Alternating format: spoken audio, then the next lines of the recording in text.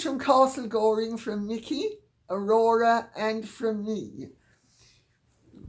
Today, I am going to intermingle. I'm going to give you what I hope you will find a juicy nugget about the late Queen and Prince Philip. And I am also going to deal with lighter matters and intermingle it with heavier matters. So I would recommend those who don't want to be burdened by anything too serious, skip over those bits. There are going to be 2 of them, and there are going to be about 5 others that are going to be lighter. So if you just want entertainment, skip over the heavier bits, please. And happy viewing. So I will plunge in because I think I have a lot of ground to cover. Old RV says, I totally agree with you, Lady C, and am compelled to give my life's experience as an example. This is some of the juicy bits. Really juicy coming up. I am a simple American gal who happens to have been married to a man for 15 years who was first cousin to 2 kings and his deceased father, who was an HRH by birth and marriage. I think I know who's writing this, but I'm going to be stumm. I was and still am the only American who had married into this family, though I am now long divorced.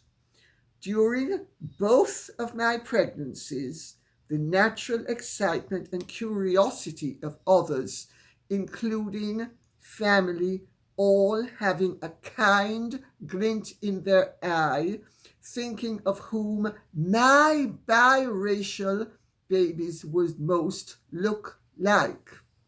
I think this is a good friend of a really good friend of mine. So I'll continue. Would they have blonde hair, blue-green eyes, and pale pink skin, or would they have olive, Asian-coloured skin that turns very dark in summer and with almost almond-pointed eyes? Even the comments from my worst nemesis within the family and from the most wretched mother-in-law one could imagine, I did not find their inquiries about the babies offensive, because they were showing their love for my then husband and the child being half of him. I never once took their neonatal specific comments negatively, except when my then mother-in-law would comment about how fat I was getting and that it didn't look good for my then husband when in public. I do think I know who she's speaking about. Sorry for laughing. During this time, all the hurtful catty comments by others were non-existent because I was pregnant, which would make them look bad if they said anything negative or anything that could be construed as spiteful. They never wanted to look bad. I was all for Prince Harry and Meghan and thought of how much positive unity this marriage could bring to the world, until their racist innuendos towards their family's inquiries about the child and the topic being presented in a grandiose exhibitionist manner during the Oprah interview, and the obscene, over undulating curtsy by Meghan was disgraceful in the documentary, in my opinion. As I said, I think I know who's written this. Oh, I'm not 100% sure, but I think I do know. And yes, I've heard some of the stuff through a friend of mine. And as she makes absolutely clear, perfectly natural. But you notice, Meghan and Harry have never, ever been able to come up with what he called one comment before the marriage, and she called a series of comments while she was pregnant with Harry. I wonder if that was before or after Harry witnessed his progeny emulating Tom Daly at Birkenhead. Ooh, mummy, let me check out what goes on between your knees. Oh, whoosh! But I'm going to tell you something that's cropped up recently. And it regards the Queen and Prince Philip. When Harry married Meghan at first, and even before he married Meghan, although the Queen and Prince Philip were not eager for the marriage to take place on the grounds of Meghan's glaring unsuitability, once she gave her consent, such as it was, because even Harry concedes that she didn't actually really give consent,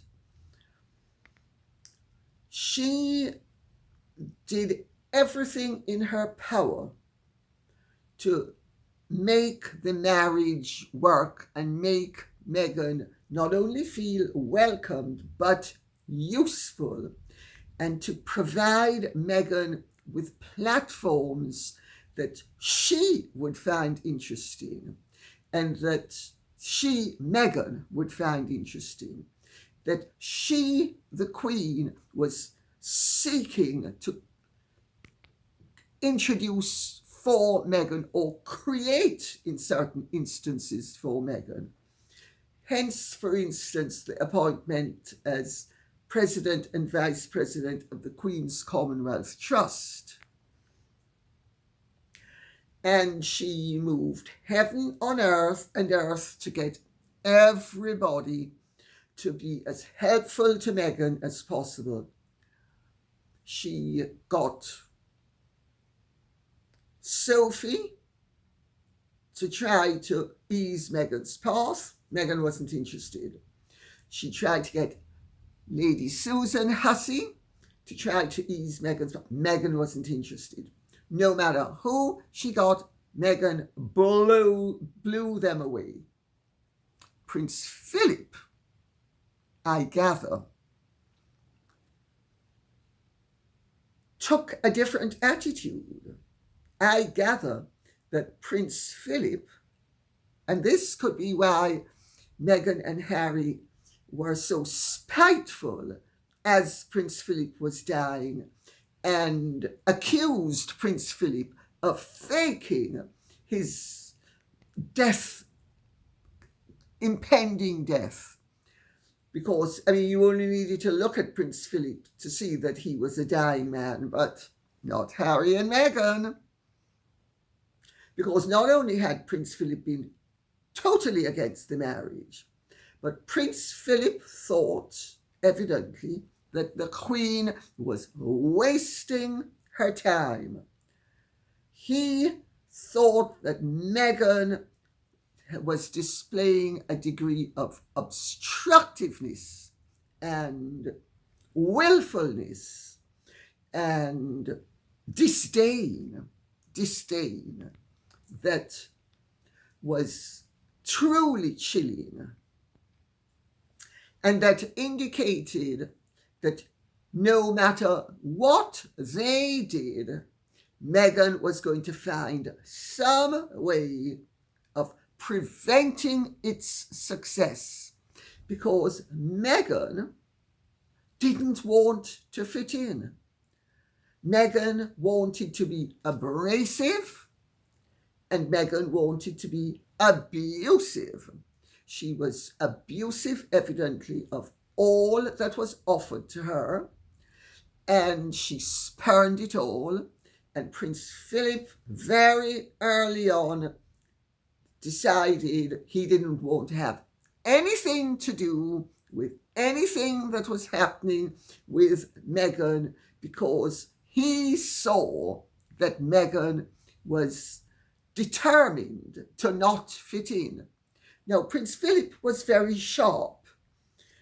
When you have been brought up in the way he was brought up, with a cracked mother, you actually are very astute, and he was very astute.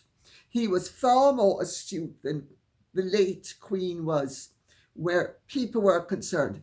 She was pretty astute, but he could read somebody a mile off, and he had Meghan pegged from the word go. And it came as no surprise to him that everything that Meghan was offered, every opportunity, all the help, all the chances to succeed, all the assistance, that it came to naught, because he had Meghan's number, and he understood that Meghan was divisive, and that Meghan was effectively a fifth columnist. So, interesting, no? To the best of my knowledge, this is something this is ground, I should say, that has not been covered before. Let's wait and see how others now run with what I've said, because I have no doubt that they will, because the royal correspondents will be checking out with past and present members of staff at the palace, and they will discover that Prince Philip had Meghan sussed from the word go. Yes, he agreed with the Queen, give her every opportunity, but he did not hope for or expect anything positive to come out of it. And evidently, when the Queen and Prince Charles, as he then was, in the early days of the marriage, with the tremendous embarrassment of Meghan's fallout with her family, and the Queen and Prince Charles and Camilla, who's very family orientated, but especially the Queen and Prince Charles, who to an extent had been far more open to Meghan's seduction than Prince Philip ever was, and evidently Princess Anne wasn't either, but that's a separate story, that he didn't even bother to get involved. He evidently thought the whole exercise was pointless, that, yes, it was worth, I suppose he thought it was worth the Queen and Prince Charles trying to convince Meghan to reconcile with her father, or at least deal with it in such a way that a degree of dignity could be maintained, instead of the completely infradig situation that Meghan orchestrated and Meghan created, according to Thomas Markle Sr. And I believe Thomas Markle Sr., he knows his daughter, and he was the one involved. And he believes that Meghan created the whole scenario. And I actually agree with him. Prince Philip, evidently, without even realizing this, kept well away from the whole thing, because he evidently took the view that, I think he actually thought Meghan was an operator. I think he thought she was an operator, and that basically anything that happened wasn't going to turn out the way the Queen and Prince Charles wanted it, because they wanted a degree of public harmony to prevail where Meghan and her family were concerned. And evidently, he kept his distance. And I suspect, although of course he's dead now, and the people to whom I talk can't go back to him to check this, and nobody checked it at the time, insofar as I'm aware. But when the whole business of the letter that the Queen and Prince Charles convinced Meghan to write rebounded so disastrously on Thomas Markle and the royal family, because Meghan was a member of the royal family, and they did not want the undignified situation to continue. I don't think that Prince Philip will have been very surprised that the letter that Meghan wrote, supposedly to create reconciliation, that she actually wrote to prevent a reconciliation. I don't think Prince Philip, if he knew about this, would have been at all surprised, because Prince Philip had Meghan's number pat. So I hope that's a little jewel that will sort of hopefully sparkle for you. Olive Batchy says, as always, I absolutely love your analysis on geopolitical matters. Thank you. Could you comment on the arrest warrant issued for Netanyahu from the ICC?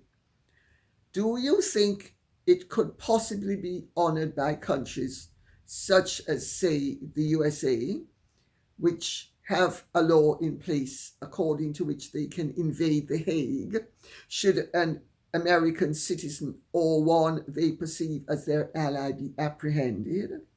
How exactly could we, as a Western, supposedly civilized society, justify such behavior of double standards to civilizations different from ours? Love your videos. All the best to you and your loved ones. Thank you for that. I'm not aware that the United States has reserved its right to invade The Hague should one of its allies or henchmen, irrespective of whom it would be, were being tried at The Hague. I'm not aware of that. If that is so, well, The Hague is a part of the Netherlands, which is a member of NATO. So I don't know that America could actually invade an ally, but I think that would be far-fetched. But so much that is far-fetched is happening and has happened that I think I would prefer to go on to things that are less disputable, such as the arrest warrant. America made sure it was not a signatory to the ICC. The United Kingdom is a signatory. And Republican Senator Lindsey Graham has already told Keir Starmer that any question of Britain following the ICC's ruling would result in dire economic consequences for the United Kingdom, and that the US would crush Britain's economy if it helps to arrest Benjamin Netanyahu. Well, that at least shows their position very clearly. There have been, I personally think that Benjamin Netanyahu is a shocking disgrace. I think he is a war criminal. I think that he should end up being tried at The Hague, along with some of his henchmen and some of his enemies, who are also war criminals. But let's remember that Benjamin Netanyahu had the Israeli state after him to put him in prison, and the only thing that has kept him out of prison is his appointment as Prime Minister of the State of Israel, and now the war he is pursuing. There are many Israelis who are dead against what is happening. There are Jews outside of Israel, very well-placed leaders of the Jewish community in this country, who are absolutely dead against what Netanyahu is doing. They feel, with a lot of merit, it has to be said, that Netanyahu is hoping to use a war and the death of tens of thousands and possibly even hundreds of thousands and maybe even millions of people to keep himself out of prison. And that he is hypocritically using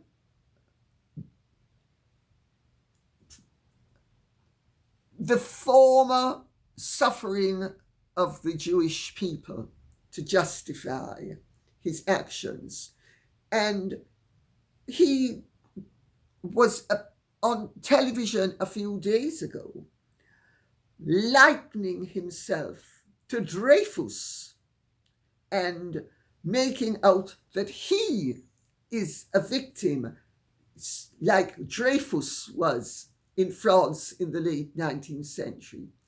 And that and latter-day Émile Zola will write a j'accuse justifying him. No, he is a war criminal. He has killed over nearly 50,000 people and justifies it on the basis of the fact that there are 100 hostages. What Israel is doing, well, it's not Israel, it's Netanyahu, because there are lots of Israelis who are dead against this. So just as how we should make a distinction between the German people and the Nazis, we should make a distinction not only between the Jewish people and Netanyahu, but the Israeli people and Netanyahu. In the last few days, Israel has killed more than 3,500 people in Lebanon, according to Lebanon's health ministry. The fighting in Lebanon has displaced 1.2 million people, which is a quarter of that nation's population.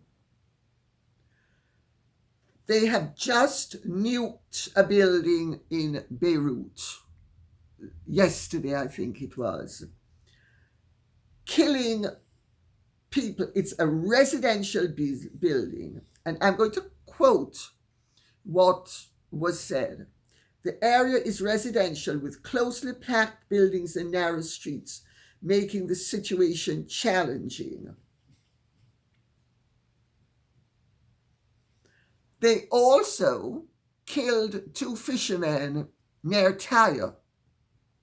What possible excuse can Netanyahu and his henchmen have for killing the tens of thousands of people they have killed recently, most of whom are civilians, most of whom are women and children? And I'm sorry, it doesn't wash that his justification is, well, I'm warning you, get out of the area, otherwise you're going to be killed. And then, when they don't get out quickly enough, they're killed. It is genocide. There are no two ways about this. I say this as the great-granddaughter of a Jewess. I am, according to the Orthodox Jewish religion, Jewish, because my mother's mother's mother was Jewish. And according to the Orthodox, if you are from the maternal line of Jewry, you are Jewish. And if you're not, you're not. And there is some doubt as to whether Netanyahu's ancestors really are the descendants of Abraham in any event. But that's something separate. And we're not going to go there. Because whether he is a Jew originally by descent or conversion, he claims to be a Jew. And what he doesn't claim to be is a perpetrator and a war criminal. And in my opinion, he is a war criminal. I'm not alone in thinking that. I think it's shocking, absolutely shocking, that he can be doing this. And I think it's shocking that certain supposedly civilized nations can be agreeing with this. More people have died in the last few weeks than will ever die once a two-state solution is forcibly imposed in the area.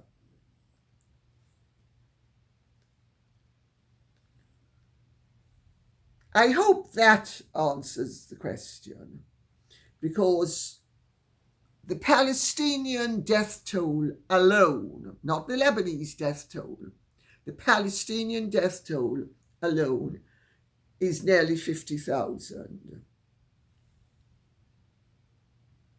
According to the Israelis, they have killed over 17,000 militants, but they haven't produced the evidence of having killed 17,000 militants.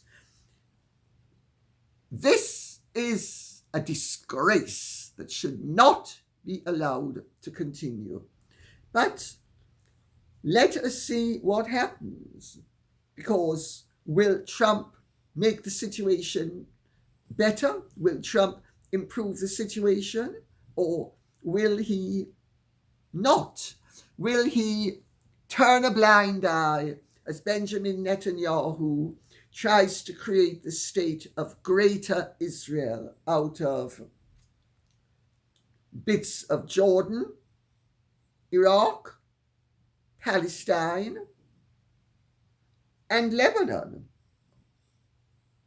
Let us see what happens.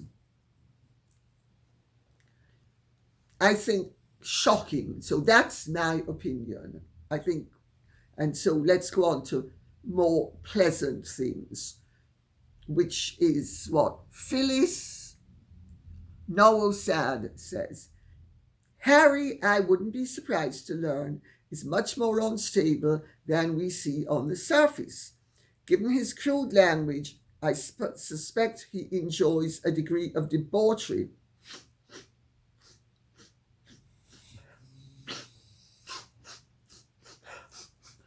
Oh dear, goodness gracious me. I feel I have a head cold coming on. With his equally classless wife. Yes, well, Harry did say Meghan would do anything. He said it with a glint in his eye. So, is she broad-minded? I suppose we can take his word for it. And is he more unstable than he appears to be on the surface?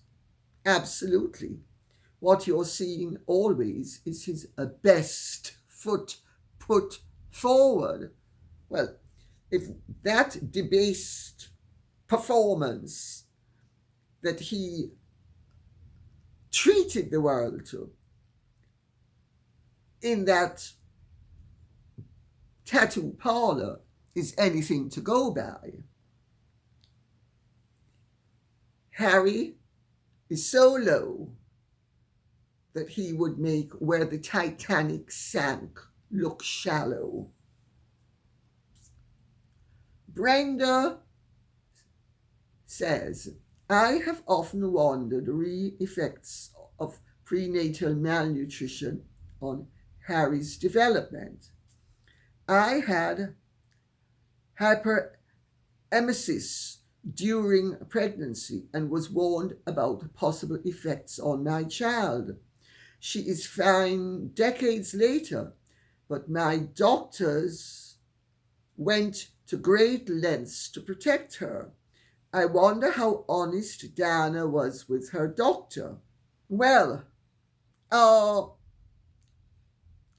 hypermensis gravidarum is something that Catherine suffered from in each of her pregnancies, and she was hospitalized for it.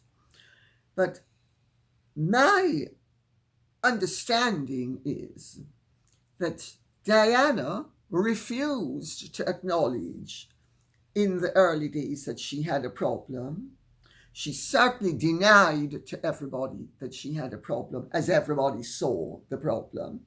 And evidently, you can smell it on someone's breath, which I gather was also a bit of a turn off whenever she had her episodes, because one of her lovers complained to me that there were times when he actually had to avoid Congress, so to speak, if she was going through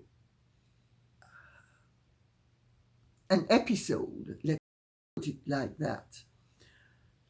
So, yes,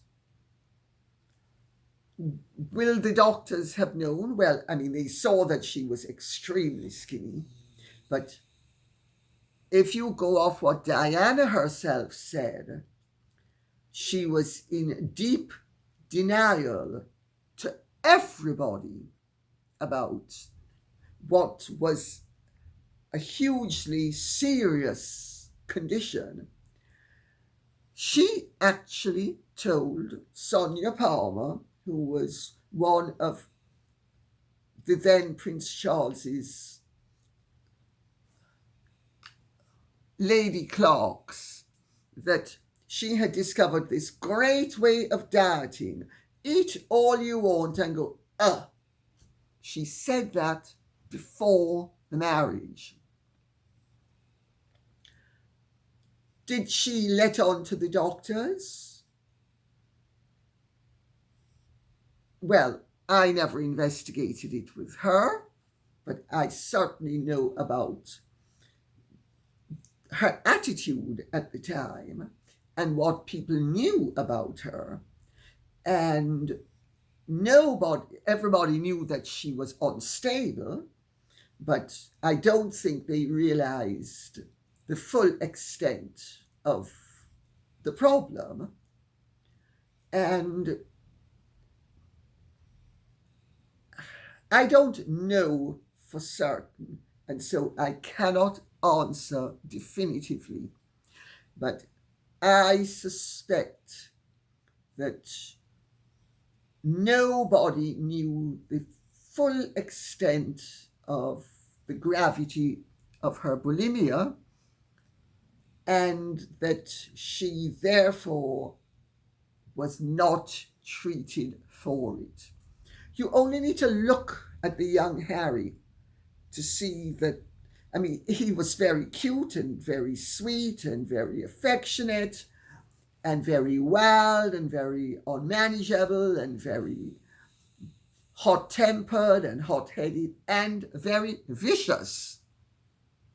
So there was, and just look at the little boy, and you can now see that there was something slightly off about him, even when he was a little boy. And there is something slightly off about him. There always has been. Even when he is being his jocular self, once you see the slight offness of it all, you see it whether he's performing well or ill. So that's my reading of the whole situation. Could be wrong. It's just my opinion. I have no proof definitively one way or the other. Barbara Perkins says, Lady C, do you think Harry is pressing on with his lawsuits and this extreme demand for royal private emails to force the king to acquiesce to his half-in, half-out demand? It seems that he is trying to corner the king with only one way out, soothing Harry's ego and allowing him to rejoin the family and monetize at the same time in return for settling his lawsuits. Harry is desperate. Insofar as I'm aware, nobody has actually connected up those dots.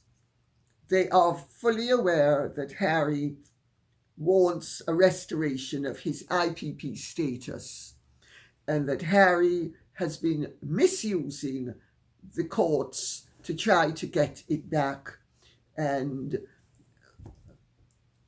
using spurious concerns and threats that exist either in his own mind or really because he's invited them, but really on the no business of the British people.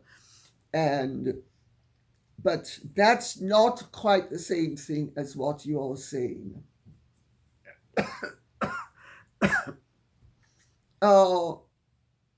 I'm sure if he were half in, half out, he would be a lot more amenable to reason. But he's wholly out and intent on doing as much damage as he can, while pretending to himself and to those who are stupid enough to believe him that he is on a noble cause. He's also encouraged by David Sherborne, who's a particularly greedy individual. Deborah Kinsman says, Her Lady C and Fur Babies, on Shauna's vintage read yesterday, the subject being discussed was Diana by Ken Worf. In it, he was saying when Diana, the chef, and he were drinking wine in the kitchen. Tigger, the then Prince of Wales's dog, came into the kitchen. The chef didn't like the dog in there. He put him in a still hot oven. When Charles came in and asked if they had seen Tigger, they all said no. When he had left to find him, they got the dog out of the oven and the dog went in the garden to Charles, who was calling him. I never really liked Worf, and I sure hate him now for not getting the dog out of the oven. Apparently Diana hated the dog, so we now know where the dog hurting comes from in Harry. Guy with 2 broken front legs, reportedly put back together by the super vet. Can't remember his name, sorry. Well, may I say, Deborah Kinsman, that it is very suspicious and, quite frankly, bizarre that any dog had its 2 front legs broken, but we have no proof that Harry did it, and therefore, for legal reasons, I must say that it is important to make the point that Harry cannot be accused of such a dastardly crime unless there is proof, and there is none. So, how the dog broke its two legs is, well, I can't begin to think. But we'll keep that out of it. Yes, Diana did not like the king's dogs, then Prince Charles. She made him give up one of his Labradors. I wouldn't have given up a dog for man or beast. And certainly if I were a man, not for a wife or a woman. Never. I had a very suitable, grand, titled, lovely actually, man. Very kind, gentle, from a very grand family, very rich family. My father would have loved if I'd married him. And I could have married him. This was in the 80s. And he wasn't cruel, but he wanted me to give up my dogs. And I said to him, I said, you do realize if I gave up those dogs, you should never marry me. Because no woman who gives up a dog for a man is worth having. So I refused to give up the dogs. And then I gave him up. And we remained friends for the whole of his life. He was a wonderful human being. He wasn't cruel, but he didn't like dogs. And I think he also didn't want the distraction of dogs. And Diana was very jealous of Charles's dogs. I had never heard this story before, and I am absolutely horrified that I know who the chef is, and I know who Ken Wharf is, and I'm absolutely horrified about this story. It's maybe Ken Wharf, and I won't mention the chef's name, but I think I know who the chef is that's being referred to. I would be absolutely stunned. And if it was a warm or a hot oven, it could have burnt the dog's paws. It's not funny. It's not acceptable. And quite frankly, I'm absolutely shocked to my core that 3 adults could have been party to this. I only hope that you, Deborah Kinsman, misheard, because if you didn't mishear, it's appalling. And it's a damning indictment of all 3 of them, not one, all 3. AJA says, ever since I found out about Diana's acceptance of the chef's cruelty to an innocent dog, putting him in an oven, and finding it amusing, I can see where Harry gets his cruel streak from. Whatever Charles's failings, he has never had a cruel streak. Harry has a cruel streak, and Diana had a cruel streak. I know people who admire her would like to believe that that's not so. She had a cruel streak. And this certainly proves it, because there is no way a chef or a royal protection officer would have been putting any dog in an oven if the royal didn't want it there. I think it is truly appalling. Robin Foreman says, remember, 27 million Russians died fighting Hitler. Yes, they did. Russia lost more people in the Second World War than everybody else put together collectively. Also, had America not entered the war, we would ultimately have won the war, nevertheless, because of Russia. Russia advanced into Europe far more than the other Allied troops. Russia from the east, we from the southwest. And our advances would have certainly assisted, but even without the Americans, we would ultimately have won the war because of Russia. But let us remember that the Russia of the 1940s is not the Russia of today. It was not Russia, it was the Soviet Union. It was a communist state. It was a communist state that wanted to make the whole world communist. It was the embodiment of evil and destructiveness in many ways. The Russian people themselves suffered under communism.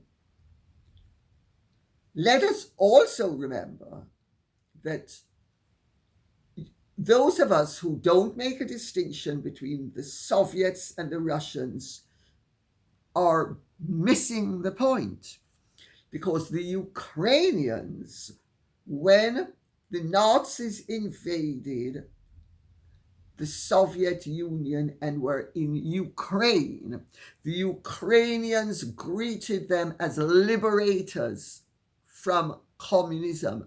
The Ukrainian people had lost millions to starvation in the 1930s as a result of Stalin's ghastly policies. And they hated the Soviets, and they greeted the Germans as saviors. And a lot of the Ukrainians then joined forces with the Nazis. You need to separate entirely the Soviet Union from Russia in certain regards, but not in others, because the Soviet Union lost 27 million people, most of whom were Russian. The Russians suffered very greatly under the Soviet Union, and we need to remember that. And there was a comment that came, and I think I've lost the name of the person who made it, but it applies to this, and I'm going to read it out. Lady C, thank you for your accurate and eloquent analysis of the situation between NATO and Russia, especially my country's, USA's, involvement. I try to make people understand this, and they don't seem to want to, which is so frustrating. I, too, have a son almost of draft age. I also teach teenagers. I find myself often looking out at my students while they're bent over their work, especially the young men, and thinking, please God, don't let them be sacrificed for such a stupid, meaningless, evil cause. People need to understand how close we are to war. We need to stand up against our leaders. Those who want war, absolutely stand up against them. Make our voice heard for peace. We want peace. And if the price of peace is that everybody has to make certain adjustments, it sure beats the alternative price, which is the possible endangerment of the whole of civilization. I'm all for peace. I'm all against war. And I hope that when President Trump takes over from President Biden, that the war in Ukraine will be brought to an end. I have no doubt that at the moment there are some negotiations going on behind the scenes and movements behind the scenes to make a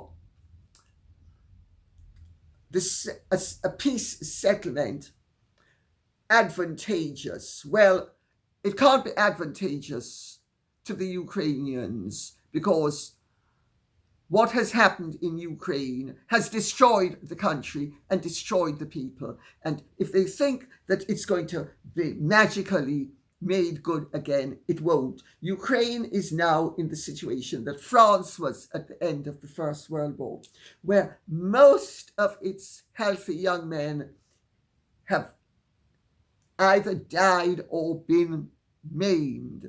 It is shocking what has happened. And when you stop to think that Putin and Zelensky were coming to a peace agreement that we scuppered, it is outrageous. It is outrageous. We, the West, bear a responsibility via our leaders for what has happened. Boris Johnson and President Biden, above all.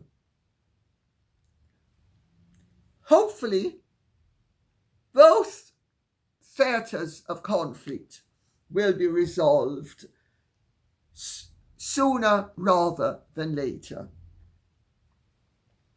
I don't understand how anybody can be mad enough and vicious enough and unfeeling enough and inhumane enough and evil enough to think that the destruction of various countries and many people's lives is worth notional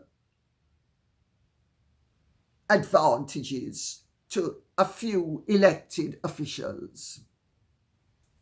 And on that note, I will say thank you very much for listening. I hope this has been of some interest to you. If it has, please keep the questions and comments coming in so I will know what you would like us to be speaking about. Thank you so much. Take good care and Godspeed. And if you have truly enjoyed this, would you care to like, share, subscribe, press the notification bell, and a bientôt. Bye-bye.